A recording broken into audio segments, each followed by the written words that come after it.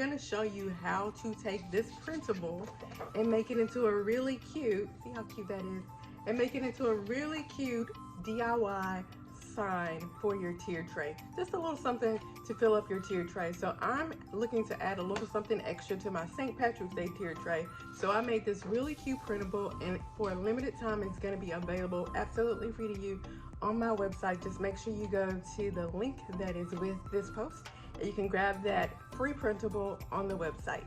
So are you ready? Let's get to it. I'm going to show you what you need. You're going to need a printable, which you can use a printable that I gave you, or you can maybe go to Hobby Lobby or your favorite craft store and grab some scrapbook paper. You're going to need some scissors. You're also going to need some Mod Podge. Every crafter needs this in their toolbox. You're going to also need something to put your printable on, like perhaps this piece of wood that I got from Michael's. You could also, if you're at Dollar Tree and you see some of those little signs that they have there, you can always flip that over on the back and then put your printable on there. Do the exact steps on what to do in order to get a printable that you'll love.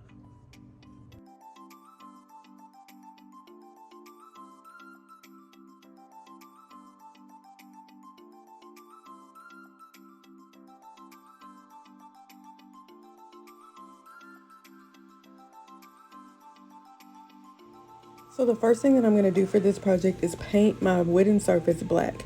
And the reason why I'm doing that is because my printable is just a tiny bit smaller than the wood block. But that black rim that I have around the printable is going to tie right into the black paint that I'm putting on the back.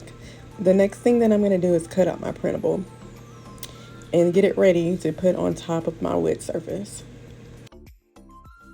So here's a little tip for you. You don't have to actually Mod Podge. You could stop right here and put your printable on like a little place card holder, kind of like I did right there.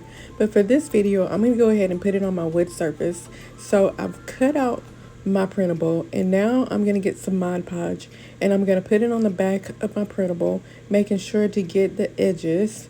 And then I am going to get everything ready and place it on top of my printable.